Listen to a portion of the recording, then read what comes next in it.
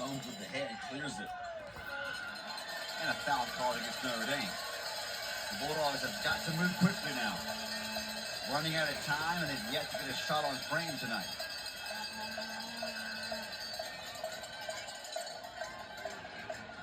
Hello, beautiful people, and welcome to Notre Dame Day Takeover of the 2024 NCAA Tournament, third round. Notre Dame Fighting Irish versus Mississippi State Bulldogs women's college soccer game from a season ago. Cheering on this team, hoping for what would almost be a soccer miracle at this point. Down 2 goals to a really good team with 10 minutes left. Yeah, boy, Chuku is so fast. Yes. Possession, though, will stay with the Bulldogs. We see a lot of soccer fans in the stands, I can tell you right now, of course. Out there for the Bulldogs tonight, playing extended minutes. Again, as a starter.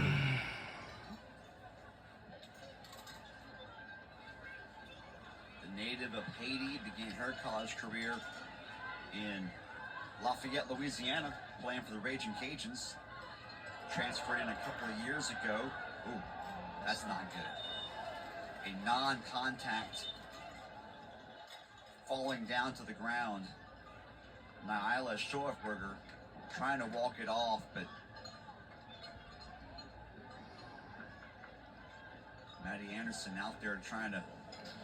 She just stepped in a divot or something. She just going and just slipped down. You see the pain on her face. She is. She told the trainers, don't come out here. Well, that's good. Because, so many of those non-contact falls.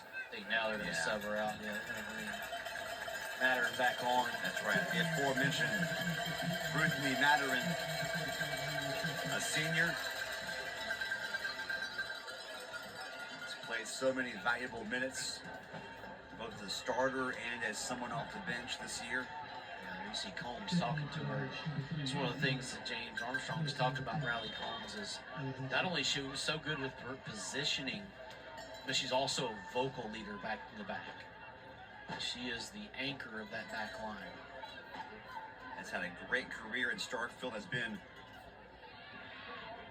one of a couple of players who have been here throughout the duration of the build-up of this program as the Bulldogs got maybe their first shot on goal right there, but a really good save by Kosika. That was a good ball over the top, and Martinez Montoya was right there on top of it. A great save by Kosika. Look at that ball right by Riley Combs. Boy, great. And a couple of runners there. It's one of those. Martinez Montoya. It's a difficult goal to try to score. You know, she scored that excellent one in extra time against Tennessee in the SEC tournament off a volley. And almost had one right there, looking to put State on scoreboard. Have not been shut out, obviously, at home this year. Haven't been beaten at home this year.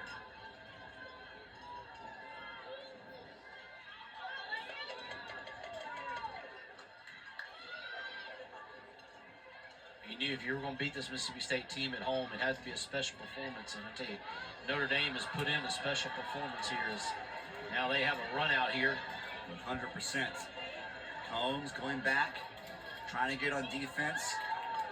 A little too heavy that time with the pass was Osbeck. And again, Notre Dame, I think, will be okay with that. I think the main issue for them right now is don't make any big mistakes. Absolutely. The remaining 8 minutes. Absolutely.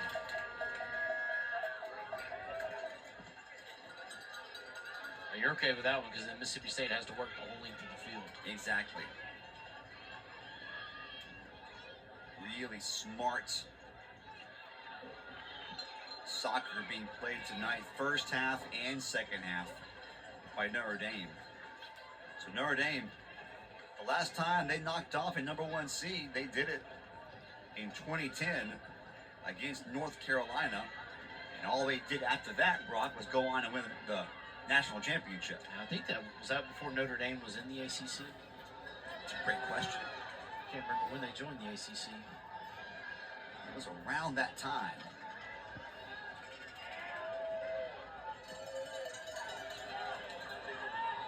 The last time they knocked off a #1 seed, it wasn't just any #1 seed, it was the significant achievement of knocking off the Tar Heels. Yeah, so they didn't. They joined the ACC in all sports except football in 2013. So they were still in the Big East at that point. On their way to the national championship before this current coaching staff got there, obviously.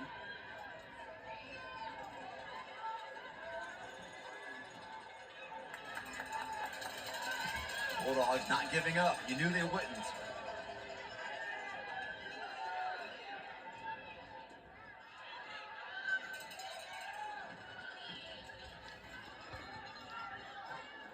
Minutes to go. They've got to find some quality in a hurry. Need to see if they can get the ball again to Aitana Martinez Montoya. Matherin sends it back to Anderson.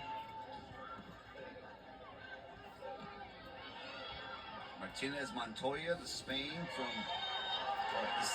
from Spain, from Madrid. We are rooting for Notre Dame Fighting Irish. Good sportsmanship there between Gutierrez and Montriano. All right, let's see what's coming up next. So we have a men's college soccer. It's coming up next. Around 5 o'clock, it will be Notre Dame versus Indiana. A top 5 team, not a I know this game's back on September 20th, 2024. It makes what they've done tonight even more impressive. I mean, I didn't know that. Foul called against the Bulldogs. It's going to be right on the edge of the 18-yard line.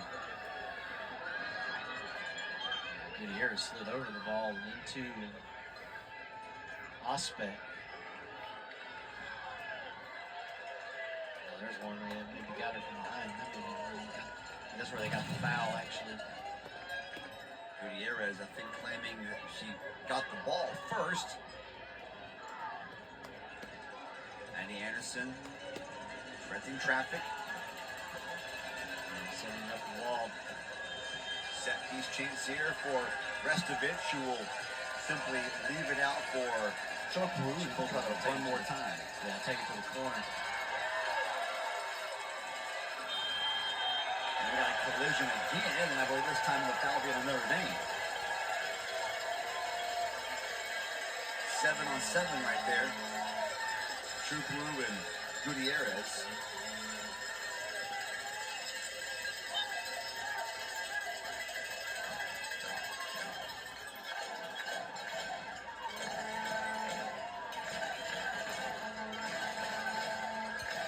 And counting.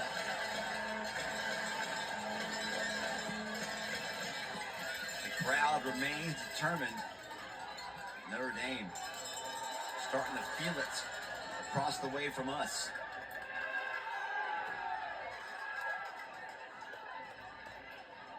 As they've continued their really splendid play.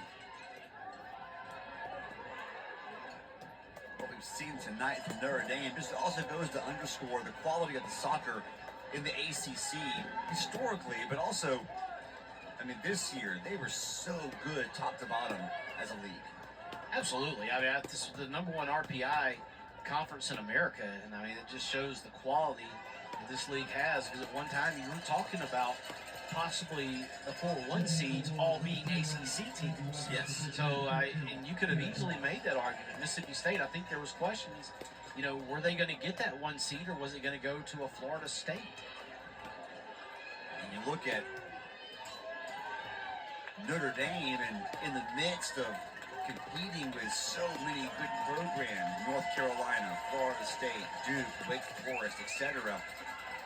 Again, you could see signs all year that this Notre Dame team was good. Everyone knew they're good. They're a top 15 team, at least a top 20 team. But you also saw early in the season glimpses of, oh, this team could be great because they were involved in so many draws with so many top 25 teams in conference play. You knew they could find that extra gear and turn those draws or the one-goal defeats into victories. They can make a run like we're seeing them make in this tournament right now. Oh, absolutely. I mean, they're in the Midwest. You have a lot of good soccer in that area, and then you look at it. You didn't know what you were going to have. You knew you had some of the top freshmen in the country coming in, right? So, I mean, Restovich is a top 10 player nationally. Ingles a top 40 player nationally. So you had a lot of talented freshmen. It was just how long was it going to take them to gel? How long was it going to take them to adjust to the college game? And then you had players you had Chukwu and Klinky and Logan who were out with the U20 World Cup. That's right. And so you bring them in. It's the big thing. And I think you look at the Mississippi State side, what this success is doing is helping grow soccer in the state of Mississippi that has fallen behind because to play elite club soccer, you have to go to neighboring states to play that. And so now you see more and more clubs coming up in Mississippi, and you see the level growing in places around the state. And I think that's kind of what James Armstrong has really tried to do, is to build that level of competition and to build the quality of players that the state is producing. But 1 minute remaining. Regardless of what happens, James Armstrong. Well, under a minute to go. The homes of recruits that Mississippi State has not been able to get to before. So once again, coming up next after this will be men's college soccer, Notre Dame versus Clemson. This is a very disappointing result. Because that is coming up next, coming our way next. After that, at 5 o'clock, the women's volleyball will be Notre Dame versus Indiana. Them going anywhere anytime soon, or going away anytime soon from this level of soccer. Yeah, I mean, you have a lot of pieces that you have to replace. We're in Starkville, Mississippi. You do that through the transfer portal, and now you get players looking at you that you haven't been able to get to look at you before. And so I think that's kind of, one of the big things that, you're seeing. This is a Notre Dame team. So whoever wins this game will move on. In 2022. The loser of this game will walk home away with the season ending. This year's team that were on that squad in Elite 8 2 years ago. State, last chance right here. That's going to be a deflection, and Notre Dame is going to. And unfortunately, it's not going to be enough. SEC champions. They continue into the Elite 8 at this year's. And that's it. And we're moving on to Elite 8. Wow, what a gutsy victory. What a win. Final score is 2-0. Go Notre Dame. Fighting Irish. We're on our way to the quarterfinal. They celebrate at midfield, And for Mississippi State Bulldogs, come to Starkville and knock off the your 1 team seed. has lost the game in a blowout. It's not enough points. Y'all didn't score nothing. Your season has come to an end, unfortunately. For the team that they're familiar with, now that they are conference rivals. I'm Anya's indecision, and home projects were my